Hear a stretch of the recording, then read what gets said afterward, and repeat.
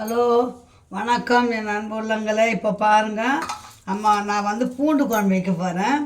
பூண்டு குழம்பு டக்குன்னு உரிக்கணுன்னா அதை நம்ம ஃபஸ்ட்டு இப்படி பண்ணிக்கிறோம் இல்லைங்களா. இது பாருங்கள், இந்த மாதிரி பண்ணிக்கிறோம். ஃபஸ்ட்டு மொத்தத்தையும் இந்த மாதிரி நம்ம உதுத்துக்கணும். டக்கு டக்குன்னு ஒரு 5 நிமிஷத்தில் உரிக்கிற மாதிரி நான் சீக்கிரமாக ஐடியா சொல்லித்தரேன் உங்களுக்கு. அந்த மாதிரி உரிங்க.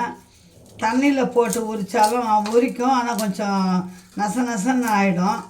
பூண்டு குழம்புக்கு நம்ம முதல்ல இந்த மாதிரி கிளியர் பண்ணிக்கணும். பூண்டுங்களை இது பாருங்கள், கொஞ்சமாக முதல்ல உங்களுக்கு உரிச்சு காட்டுறேன். அந்த பக்குவத்துக்கு உரிச்சிங்கன்னா டக்கு டக்குன்னு வேலை ஆகும். பாருங்கள், இப்போ இந்த மாதிரி பண்ணிட்டோம் இல்லைங்களா.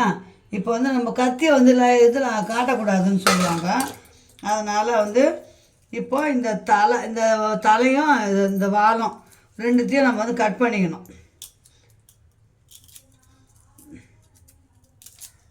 கட் பண்ணிவிட்டு இந்த நடுவில் பாருங்கள், நடுவில் சும்மா லேசாக அப்படி ஒரு கோடு மட்டும் போட்டுருங்க, அவ்வளோதான்.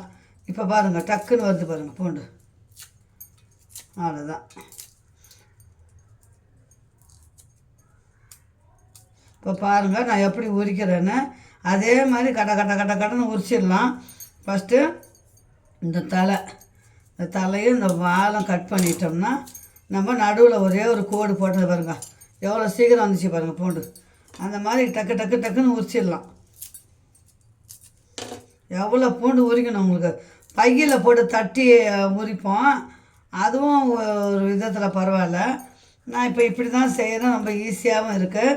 இந்த தலை பகுதி கொஞ்சம் கட் பண்ணிட்டோம்னா, இந்த வால் பகுதி கொஞ்சம் கட் பண்ணிட்டோம்னா அவ்வளோதான். இது வரும். நடுவில் மட்டும் லேசாக ஒரு கோடு இப்படி போட்டோன்னு வச்சுங்களேன், அந்த கோடு கட் பண்ண இடத்துல இப்படி பண்ணிடணும்.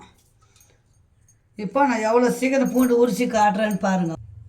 இப்போ பார்த்தீங்களா, நல்லா உரிச்சாச்சு. இது பாருங்க, பெரிய பூண்டு தான். சின்ன பூண்டெல்லாம் கொஞ்சம் உரிக்க கஷ்டம்தான். அதனால் பெரிய பூண்டை மட்டும் அந்த மாதிரி உரிச்சிக்குங்க.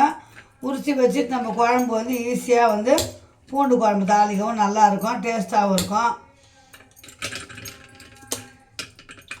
ரெண்டாக கட் பண்ணிக்கிறான்னு பெரிய பூண்டாக இருக்க தொட்டு நடுவில் ஒரு கோடு போட்டோம்னு வச்சுங்களேன், டக்குன்னு ஈஸியாக கட் பண்ணுறதுக்கு ஈஸியாக இருக்கும்.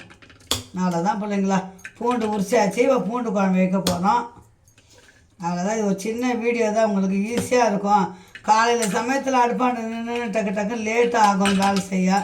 இந்த மாதிரி தலையும் அந்த வாலும் கட் பண்ணிவிட்டு அவ்வளோதான். இந்த தலை இது பாருங்க, இந்த தலை கட் பண்ணி இந்த வாலை கட் பண்ணிடுறோம், அவ்வளோதான்.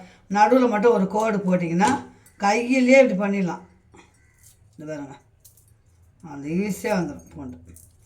அவ்வளோதான். பாருங்கள் எவ்வளோ பூண்டு உரிச்சிட்டேன் பாருங்கள், அவ்வளோதான். இப்போ அம்மா பூண்டு குழம்பு வைக்க போகிறேன்.